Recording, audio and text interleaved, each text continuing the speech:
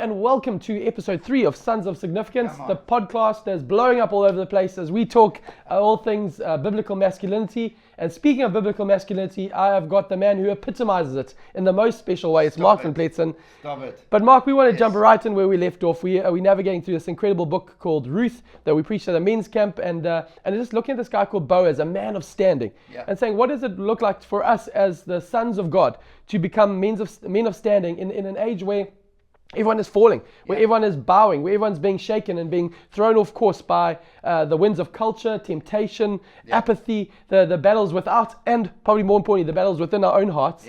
And saying, how do we move from this thing that you mentioned, we talked about in week 1 and 2 of NPCs, non-playing characters, and becoming men of significance, sons of significance, you called it. Tell us maybe a little bit as we push this journey forward.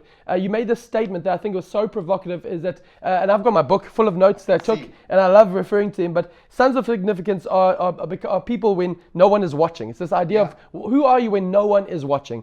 What does that evoke for you, and why is that something that's so profound? We live in a world where leaders fall, and the amazing thing is hardly everyone falls apart on a stage. They don't fall apart on a platform. They don't fall apart. They fall apart in private. And there's this challenge as we navigate with this man Boaz, who's encountered Ruth, and his story. He gets actually an incredible opportunity to fall apart in private, and we just see a picture of a man who stands in a scenario that many men's appetites wouldn't be able to sustain that strength and that standing, and he becomes a man of significance, reason being he becomes part of Jesus' genealogy. And so we want men who are going to rise in standing and rise in significance, because the private life actually is stronger, is more powerful, is even more glorifying of God than the public stage that we live our lives on. And so that's what happens in this amazing story in chapter 3. So maybe with that, if someone doesn't know that story, you said Boaz had an opportunity. What played out in this narrative? You know, it's an amazing thing. A man came and did our men's camp a number of years ago, Bryn Barker, and he said, actually, some of you haven't committed sins because you just haven't had the opportunity yet. And we sat there and thought about it, and actually that's true, that's real. We get high and mighty. I haven't committed adultery, I haven't done this. Well, maybe just haven't had the opportunity yet. As he said, I think some of you just are too ugly to have had the opportunity. I remember that one. And I might have I was going to leave that to you, Gabe. It was low-hanging fruit, but it's okay. Sorry, right back into it. And Boaz is there, and he's welcomed this foreigner, this lady who's in desperate need, and her mother-in-law is going, go to him, and he has an opportunity after a night with the boys on the threshing floor. He's lying there in the stars, no one's around. It's a place where women are incredibly vulnerable. There's no protection for them, and she makes her way to him and forces and works her way under his blanket, and he feels her with his feet. And there's this question, who are you? There's this question of what's going on. There's this question of, in a moment of vulnerability, he could have easily taken advantage of it. And culturally, no one would have asked any questions. No one would have done anything. There would have been no penalties. He could have then just followed up in even doing what he did later, but he chose a way of honor, both to honor her, first to honor God as a son of God, second to honor her and her standing and her ability. He blesses her with food. He doesn't take from her sexuality. He blesses her and gives to her. But he also honors the guy who should be in line. He says, actually, there's another guy who's before me. And in the midst of a potential where if there was a sexual craving appetite driving him, like is driving many men, we think that, I'll have this appetite of pornography on the side, but it won't affect my married life. That's a lie. And you can keep lying to yourself, but it's a lie. Your appetites are a building demand that will only grow in demand. And unless you cut them off at the early stages where appetites are uncontrolled, unbridled, and get them bridled, they will, in these circumstances, determine your actions. If he had been a man where sexuality had driven him in that moment, I think he would have taken from Ruth. But he wasn't. He was a man who had an appetite for the presence of God. He had an appetite to honor God. He had an appetite to honor man. And he had an appetite to see the more that God had for him in his life. And so in a moment where he could have taken from her in many ways, shapes, and forms, and actually she was there to give it because she was vulnerable, he chose to honor God. I think it's so radical because we all live with this, I know in my own heart, we think that, hey, one day, if I ever have that opportunity, this is how I'll respond. And we have this game plan. But actually, it's what we're doing today is going to fuel how we respond tomorrow. No one wakes up saying, I want to train wreck my marriage today. No. It happens over time. It happens slowly. No one says, I want to destroy the legacy for my children. No one starts out by saying, no one wakes up in the day morning saying that. But it is that idea, as you say, I think that word appetite is such a profound thing that you can develop an appetite for the things of God, the things of significance, or the things just of cultural ease and actually just what your flesh is demanding. Yeah, everyone's talking about habits. I would say there's a step before habits. Wow, It's appetites. I would say that if you cannot bridle your appetites, you'll never have disciplined habits, because your appetites will drive you. And I used to have an appetite for rusks and Milo in winter in Cape Town. We know this, it's public, but I've had to restrain that because it forced me to grow a few kilograms every winter. But at a sexual level, with the mind and those kind of things, it's so much more controlling. And you think the little peek here, the little Instagram here, the little Google there, but when the opportunity comes, you will make a different choice.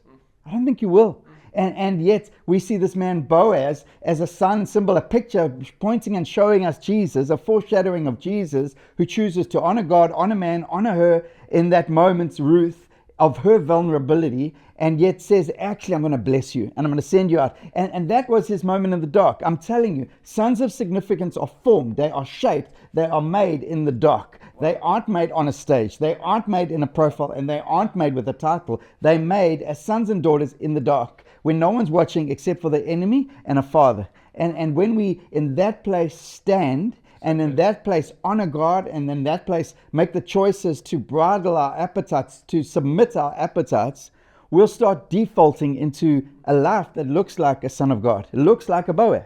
I love that. I saw somebody say the other day, they said, please don't say on your Instagram handle, I love Jesus, but in your search bar, I love women's cleavage. Hey. It's just like quite a thing. That's the thing, the space no one sees. The things that no one else can see, that space. And that's the pervasive reality of our world, is that we want to say, it's the big statements, and even this manly bravado in the wake of Charlie Kirk, which is a awakening, which is beautiful, but it's sometimes it can be this, what I project to the world is alpha male, but internally it is the same old, I'm just a little boy, still obsessing with the small things. We were all safe for church because we had the cleavage test at church in the 90s, where as long as ladies weren't showing cleavage at church, all the teenagers were safe. It wasn't, and it didn't stop your mind. And actually, the number one thing that you need to determine what appetite or how you're going to feed it is your mind. It will determine your actions, it'll determine who you become, and it'll determine the steps that you take. It will very much determine how you respond in moments like this. This was a moment where Boaz could have just gone quiet. He could have taken what most women would have taken, something of instant gratification from Ruth. He could have taken it a moment. He would have been satisfied in the moment, but there would have been no legacy story. There would have been no future story. There would have been no Jesus in his lineage story. And yet, because he chose to honor God, when actually no one would have known what happened there unless we had the word of God, well, everything would have gone away. And yet he chooses to honor man. He honors first God, man, and Ruth in that moment. And I think it's profound, and it's got to challenge us. Who are you in the dark? Who are you right now? Maybe listening to this. That was the question asked to the guys on Men's Camp. Who are you when no one's watching? Who are you in the dark? Who are you when your wife's not checking your phone? Who are you when you aren't lying to yourself? Who are you? And when we get that real with ourselves, we'll start standing up. And you know what? We'll start falling by grace into rhythms of grace and becoming more like Jesus. And what I love is the fact that this son of significance doesn't just start in a one-day win. It starts now, and it's more important not only just what you're saying no to. It's as you said, it's developing a different appetite. Because often we think I just got to starve myself of that. But if you're not feeding on something else, it's just you have this void, and things in neutral always go backwards. It is this idea in 1 Peter 1. I think it's the Message translation. Peter says, "Put your mind into gear." And it is, I think, too often we have allowed our minds to be just the scrolling, the doom scrolling. We allow our minds, I'm not looking at porn, but I'm just scrolling around. And we just allow our minds to go into neutral spaces and got apathetic on issues of driving with women alone or women colleagues. And I know you've made that statement as a pastor saying, I don't drive with a woman alone. And people, that's the Billy Graham rule, and maybe so archaic. But it's actually choosing to say, I'm not even going to step into that realm because I'm going to feed my mind on good things and actually pursue my wife rather than just allowing that space to be neutral. And that's the moving from the NPC to being a son of significance. I mean, if you're feeding yourself half-naked women on Instagram, you're not going to go, well, I'm satisfied. That's not how it works. You're going to go, I want more. And you're going to seek out more. And you're going to find yourself in situations and you're going to feel like, well, it's just the opportunity. And I'm telling you, will destroy and you will hijack a God's story. And God's got stories. And if you're fighting, and maybe the area is sexuality right now, I want to tell you, choose to honor God. Choose to seek out his presence. Fashion your appetites around what God said is good for your appetite. His presence, his word, his truth. If you're fighting a battle, tell someone. Get it out in the light. Expose yourself so that the grace of God can come in. Why? I'm telling you, there's not a person in the room in church with you that hasn't struggled. Not one single gentleman in that room. I don't care how holy they look. I don't care how righteous they look. I don't care. They've navigated this journey, and it's a real thing. And we have to be like Jesus, who can face the temptation that keep coming back. The word says. The Bible tells me I've been given everything for life and godliness.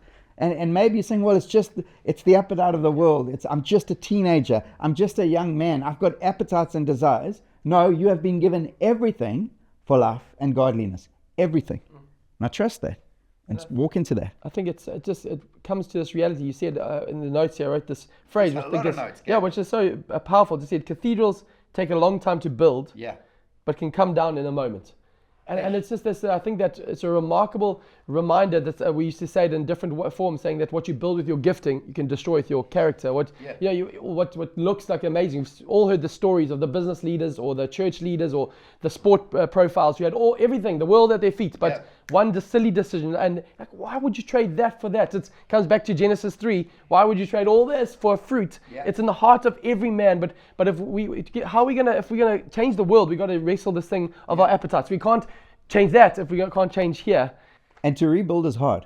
So that was then inspired from World War II bombing of a cathedral that took decades and decades to build. And now a nation is rising up to rebuild, and it takes longer to rebuild what has been lost. And we have to avoid the catastrophes. We live in a world that loves to catastrophize. Is that the right word? I don't know, but it sounds great. It's a great word. Catastrophize. And we almost celebrate it. We live in a world where it's like, if you haven't had a fall down, if you haven't had a moral failure, if you haven't had emotional burnout, have you really lived? And I don't think that it's trust in the Lord, lean not on your own understanding, but in all your ways submit to Him, and He'll make your paths straight. Straight roads aren't through mountains or valleys. They're following the shepherd on a straight road, and we can live that life. And the world's saying you can't. The world's saying consume this, consume this, consume this. Consume it and you will get the results that the world doesn't tell you about. Sickness, disease, problems, a relational chaos, but most and all and worst of all, a broken story with a father who's got a heart for you, a future for you, a story for you, and is just saying, will you choose Him opposed to that little appetite that starts small? I think maybe there's some 3 practical things you can land with. In a sense, if you're watching this and you're in a compromising reality, maybe you've allowed what was black and white to become grey. Hear this as maybe you say, God, I need a sign. This is your sign. Stop it now. I remember R.T. Kendall, the 80-something-year-old preacher at the time, preaching and saying, I have a word from God for you. And then still does that. And then we'll go quiet and yell out, stop it.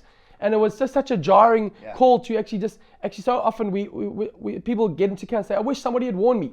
Here's the warning. Stop it now. Cut it off now before it becomes too late. Just stop it now. And then maybe that's the first one. Hear the urgency of this moment.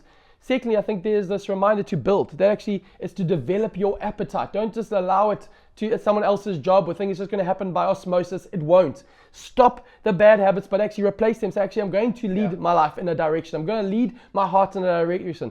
Delete Instagram. Just delete social media. Delete whatever the numbers. Take a different route to work. do those things radically. Start to build in good habits. Go consistently to church. Consistently find friends you can be honest with. But maybe, Mark, as we land, you can also speak to somebody, maybe they're listening or watching, and they have train wrecked their life. And like, am I too far gone? What do you say to someone in that space? We've sat with many over the years, and the gospel shouts, you're never too far gone. The gospel says actually His grace abounds when we are at our worst. The gospel shouts, come home, come home. And the hardest thing, I was just thinking the other day, and I mentioned it, I think the greater grace and revelation of grace is, yes, the Father in Luke 15 receives the prodigal, but how much harder for Him to let him go? To say, actually, here's your inheritance, go. I know you're going to squander it, and I know you're not ready for it, but I'm going to just pour out my grace on you, because I know there's going to be a damn enough to receive you. But that's how gracious God is. Come home. The appetites that you think control you, you can control.